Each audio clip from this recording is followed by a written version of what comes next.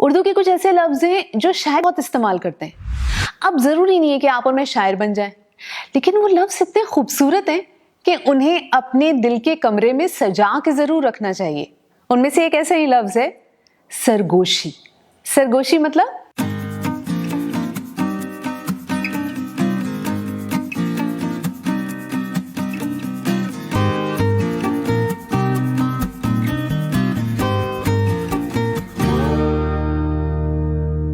एक ज़माने में एक गाना बहुत पॉपुलर हुआ था, खामोशियाँ गुनगुनाने लगी, तन्हाइयाँ मुस्कुराने लगी, सरगोशी करे हवा, चुपके से मुझे कहा दिल का हाल बता। सरगोशी, सरगोशी कहते हैं विस्पर्स को, वो जो हम हल्के हल्के किसी के कान में कुछ कहते हैं ना।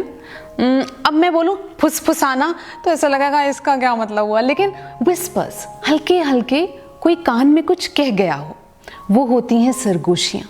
तो जब हवा के साथ सरगोशी का इस्तेमाल किया है तो वो हवा जाते जाते कुछ कह गई। हाँ, या फिर 1980s में एक फिल्म आई थी अर्थ, शबाना आज़मी वाली, उसमें एक बेहद खूबसूरत गज़ल है जो इफ्तिखार इमाम सिद्दीकी ने लिखी है। तू नहीं तो जिंदगी में और क्या रह जाएगा, दूर तक तन्हाइयों का सिलसिला रह जाएगा। इसमें एक शेर है, दायरे इनकार के इकरार की सरगोशियां, ये अगर टूटे कभी तो फासला रह जाएगा। दायरा यानी कि वो लिमिट, वो बाउंड्री, और इकरार हाँ को कहते हैं। तो दायरे इनकार के, वो ना करने की लिमिट्स, और इकरार की सरगोशियां, हाँ। क्योंकि जब हम प्यार मोहब्बत में हाँ कहते हैं तो उसमें सच्चाई तो पूरी होती है मगर शर्म भी थोड़ी सी मिली भी होती है ना। तो इकरार की सरगोशियाँ, वो जो हामी तुमने भरी थी मेरे कानों में सो यहाँ पे वो बहुत ही खूबसूरत सा है। इनफैक्ट एक नज़्म है जो मैं आपको पढ़ के सुनाना चाहती हूँ, उसमें सरगोशियाँ जो लफ्ज़ है उसका इस्तेमाल इतना खूबसूरत है। नज़्म है ये, उदासी एक लड़की है। दिसंबर की घनी रातों में जब बादल बरसता है, लरसती खामोशी जब बाल खोले कॉरिडोरों में सिसकती है, तो आतिशदान के आगे कहीं से वो दबे पांव मेरे पहलू में आती है और अपने मरमरी हाथों से मेरे बाल सुलझाते हुए सरगोशियों में दर्द के किस्से सुनाती है। जुलाई की दोपहरें ममटियों से जब उतरकर आंगनों में फैल जाती हैं, बातों के बिस्कुट फूल जाते हैं, तो वो भी जंगली बेलों से उठती खुशबुओं से जिस्म पाती है। मेरे नज़दीक आती है, मेरी सांसों की पगडंडी पे धीरे धीरे चलती है, मेरे अंदर उतरती है। उदासी एक लड़की है। आज का दूसरा लफ्ज़ सरगोशियों का रिश्तेदार है, खला।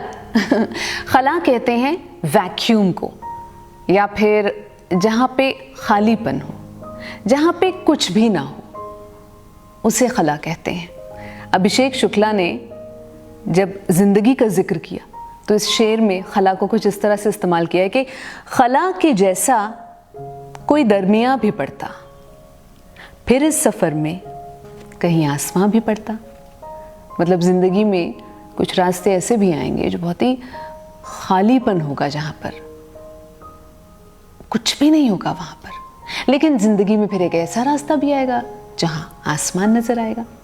या फिर ये शेर साबिर ज़फ़र का कि दूर तक एक खला है सो खला के अंदर, दूर तक एक खला है सो खला के अंदर सिर्फ तन्हाई की सूरत ही नजर आएगी। या फिर अर्थ फिल्म की उसी गज़ल में ये शेर भी है जिसमें खला का इस्तेमाल हुआ है कि यूं भी होगा वो मुझे दिल से भुला देगा, मगर ये भी होगा खुद उसी में एक खला रह जाएगा। और अब आज का होमवर्क तो बहुत आसान है। ऐसी कौन सी टीचर है जो आपको बोलेगी कट कॉपी पेस्ट कर दो गूगल पे से, लेकिन मैं आपको वही होमवर्क देने वाली हूँ। सरगोशी जो लफ्ज है ना, ये लफ्ज कहीं ना कहीं किसी ना किसी शेर में जरूर आता है। आपको गूगल करना है और देखना है किस शेर में सरगोशी का इस्तेमाल किया, बस उसको कॉपी करो और कमेंट सेक्शन में पेस्ट कर दो।